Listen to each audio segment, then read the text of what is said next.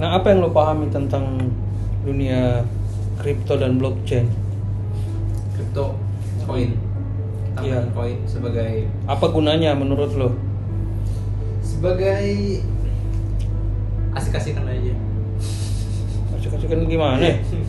Lo harus punya product knowledge terhadap Enggak project yang lu kerjain. Aku bercanda. iya. Lu juga jangan terlalu serius, gue juga main-main. Ya, suatu currency dengan decentralized tanpa ada ada suatu entitas yang memimpin dari keseluruhan sistemnya, dan jadi dengan decentralized itu jadi kayak semuanya tuh apa sih bahasanya, jadi kayak Oh, mau ngomong aja. apa dong, Gue lupa beli air lagi. ya intinya kayak itu deh.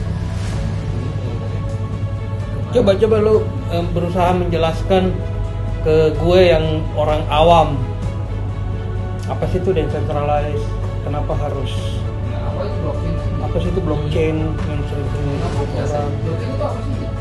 Menurut lu blockchain itu Menurut apa? aku, Ya ini ceritanya gue nggak tahu apa-apa nih. ya gitu.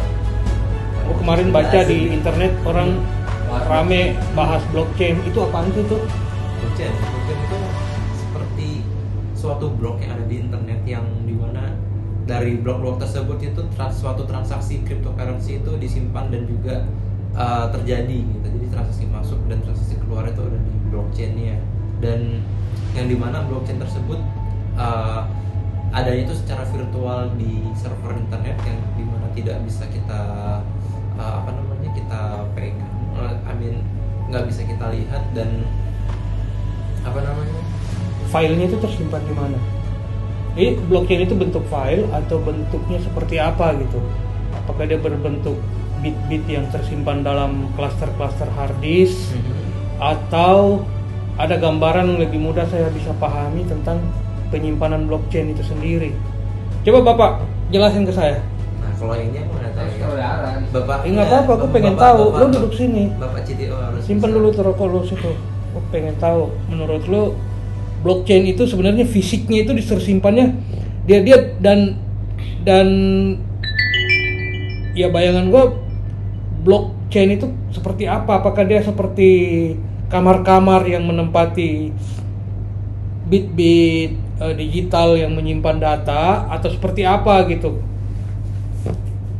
Blockchain itu kalau secara sederhana itu seperti buku besar, sebuah buku keuangan yang dimana pada umumnya itu sebuah buku keuangan itu disimpan nama perusahaan kan di salah satu entitas atau salah satu kotak saja. Nah, kalau di blockchain sendiri itu karena dia memiliki visi itu untuk disebarkan atau tersebar agar apa? Agar punya jaringan tersendiri untuk media penyimpanan itu. Contoh, andai kata di karyawan A dia mencatat sebuah buku besar dengan file yang begitu banyak, terus andai kata dilaporkan ke bosnya si B gitu, bilang mana, B bilang mana nih buku besar yang ini, aduh maaf filenya hilang, kehapus, nggak sengaja sama virus. Apa yang terjadi? Bos marah besar. Betul. Ya kan? Sisi kedua nih, si karyawan B lebih pintar.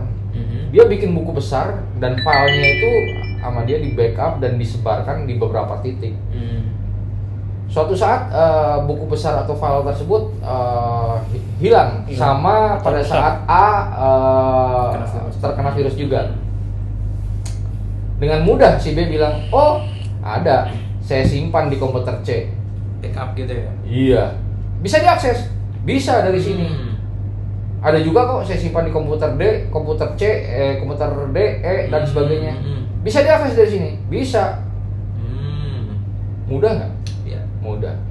Security gimana? Oh, karena bersifat internal dalam jaringannya sendiri, artinya kan tingkat keamanannya pun terjaga di internal. Sama halnya blockchain juga sebenarnya sama, diidekan berupa wadah penyimpanan untuk orang itu menulis sebuah transaksi in dan out, ya kan, atau data yang berupa bit-bit seperti itulah intinya.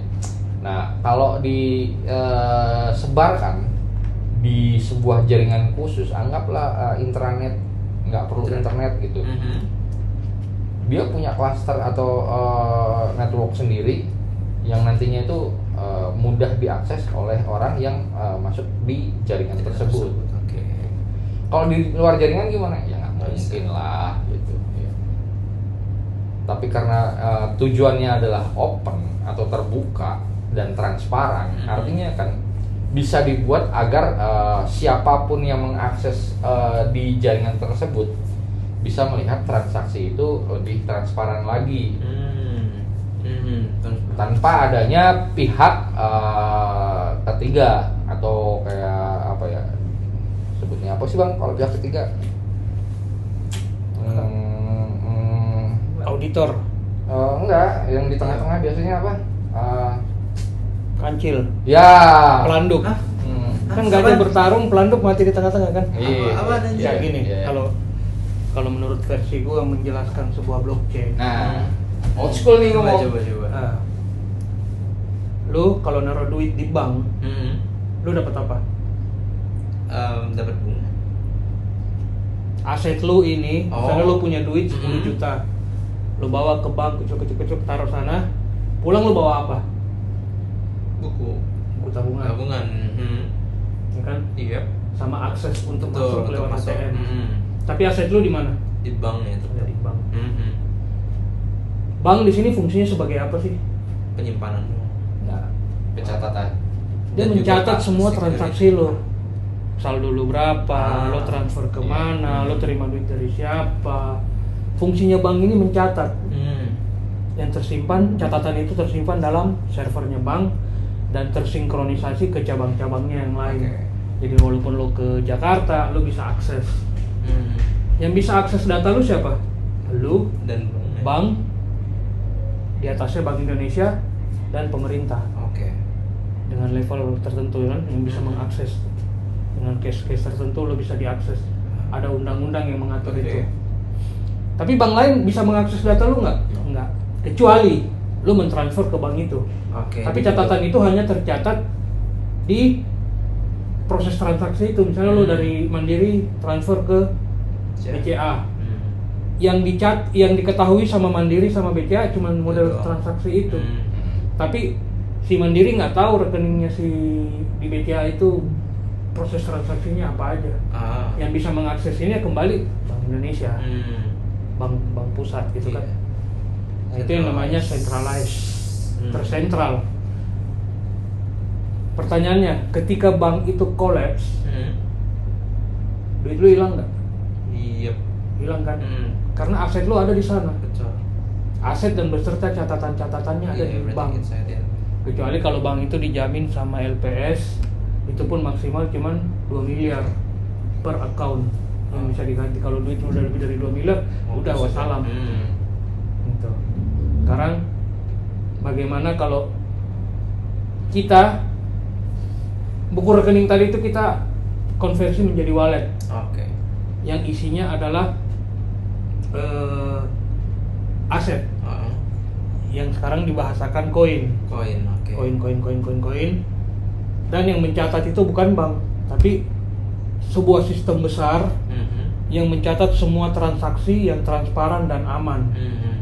Semua catatan itu disimpan rapi dalam satu sistem yang disebut blockchain. Yang lebih gampang kan penjelasannya. Wih, itu lebih gampang lagi nih. Stop.